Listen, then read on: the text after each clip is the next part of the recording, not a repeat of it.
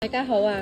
跟住落嚟呢，我而家係同大家介紹嘅係呢隻白樹圈紅底鴛鴦色啊，紅色同藍色。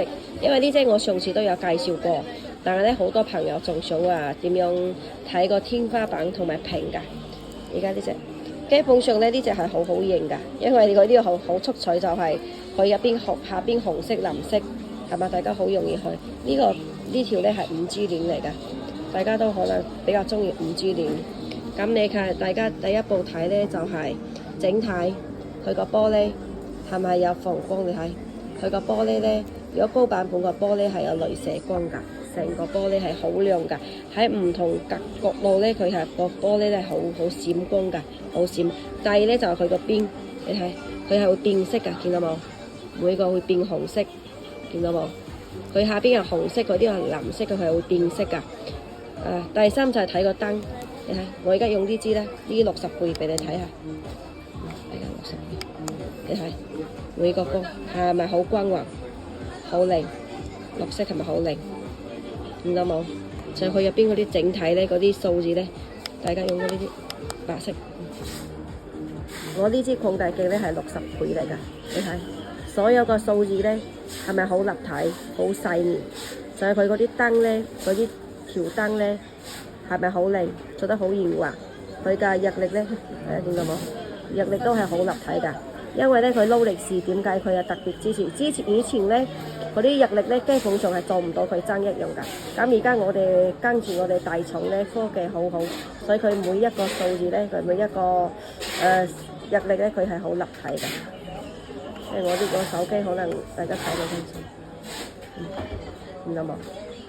仲有係佢旁邊咧，就係佢旁邊呢度咧，佢係佢唔係慘白色㗎，佢係有啲奶白色㗎。大家一定要睇哦。如果佢呢啲數字咧係比較慘白色咁，一定係對唔上版㗎。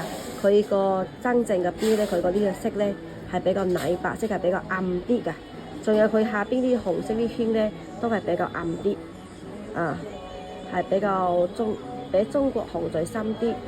都唔算中國紅，係比較深啲嘅色，藍色都係比較深啲㗎，冇咁鮮豔。如果好似雪碧嗰啲咁鮮豔，咁你一定係唔啱㗎。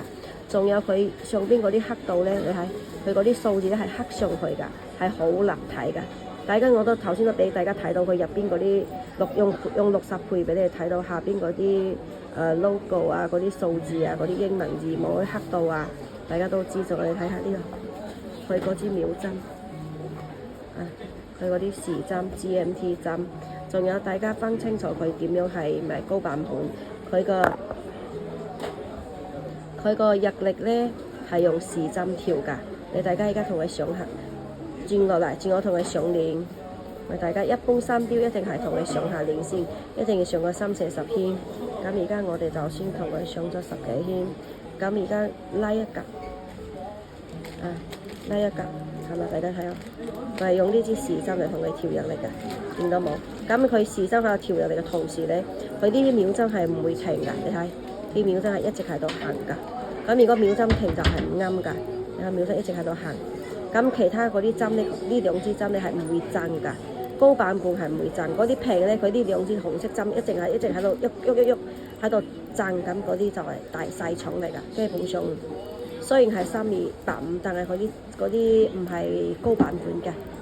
你睇見到冇？佢每一個數字，特別係個2字，你睇佢前面勾得好靚㗎。咁 OK 就拉出嚟調時間。如果嗰啲屏咧，佢一定係224機芯，一定唔係3285機芯。咁 OK 我哋就要鎖上去，拉上去。咁大家都知啦，嗰啲就係904長工㗎。佢個呢旁邊都係一樣係有3點，咁3點係防水3倍防水嚟㗎。呢啲全部係拋光拋亮㗎，你睇呢係拋光拋亮。呢個5G 鏈咧，佢呢兩邊咧係拉絲㗎，中間呢夾咧係拋光㗎，同正版基本上係對得上。仲有佢嘅厚度咧，正版都係12.2，我呢度都係12.2。大家我攞個尺寸俾你睇下，攞個尺寸俾你睇下。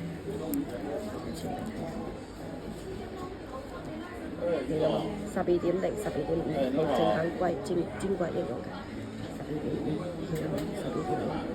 係嘛？所以基本上係冇咩無時差的，就是它的厚度，專櫃也是12.2，它也是12.2，這種就是最普通的。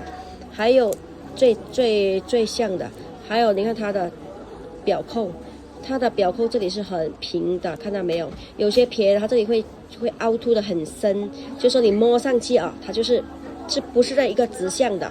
它是一個這個低這個高，摸起來一定會磕手的。像這種它是不磕手的，看到沒有？它是很平的。那我們現在把它扣出來，還有呢，扣出來之後呢，看一下我們這裡它這裡面是做了一個磨砂，底部是絕對一定是做磨砂的，因為正品也是做磨砂的。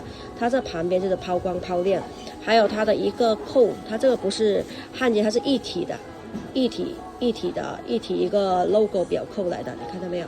所以它很亮，沒有一個焊接點，沒有說有個很深的一個很黑的點，不會的。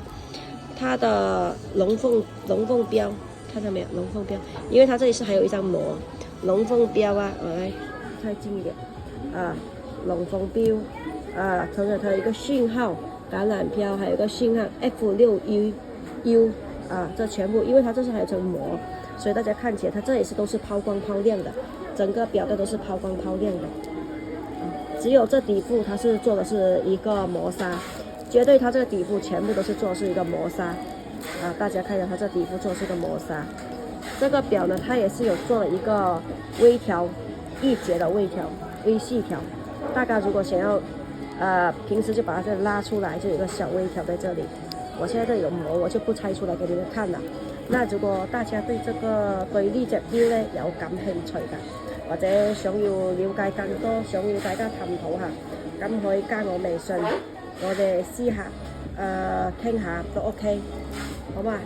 多謝大家，我哋加微信傾啊，呢真係好靚，而家就同你哋介紹呢個，仲有咩唔明白或者想了解更多啊？仲有其他款啊 ，GMT 佢唔止呢隻色啊嘛，沙士啊、國奶啊、皮蛋啊、雪碧啊。仲有好多隻款，大家中意咩？咁大家就發圖片加微信，我哋私下再傾下咯。